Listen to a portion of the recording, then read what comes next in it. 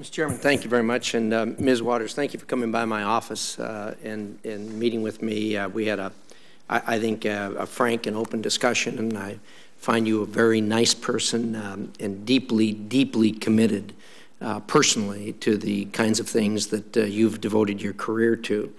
And therein lies the problem. I have real difficulty with this, and I don't want to make this a secret. It troubles me deeply to have someone who's represented a special interest group to come and try to do what you're going to be asked to do in leading this agency. You know, every one of us is a product of our own philosophy. I've read what you've written before. Some of it's been quoted here today. I appreciate you coming in and trying to move to the center, but I tell you, I have real difficulty with that, and that's part of the problem today with the with what's happened with the advice and consent process. We're asked for consent, but never asked for advice on this. And I think if we were asked for advice on this, we'd say, look, there's 330 million people in this country, and we ought to have someone much more neutral in a position such as you're being asked to do. I wouldn't want to ask you to abandon what you seem to have as deep, deep convictions and principles that you've expressed in your previous writings and previous interviews. And I don't think anybody would ask any one of us to do that. When we go to the voters and ask them to, it would be like me going to the voters and saying, oh, send me to the United States Senate, I'm going to be moderate.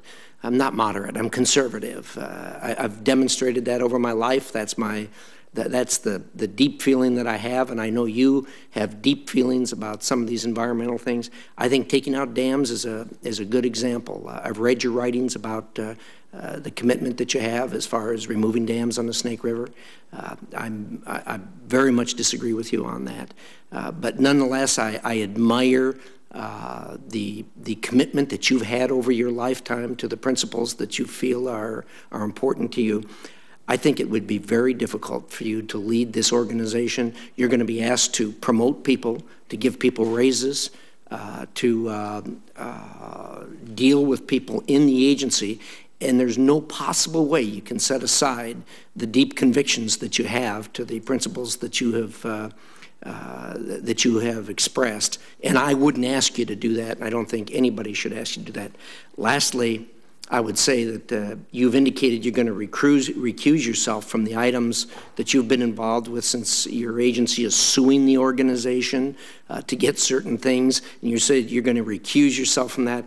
I don't know how that's possible. I understand that you can say that, but when you're standing at the water cooler or you're talking about raises for people or promotions for people, I don't see how that could help but be influenced by your involvement in those kinds of things. So I wouldn't be telling you the truth if I didn't tell you I have deep, deep reservations about you being able to do the job that you're being asked to do. Thank you, Mr. Chairman.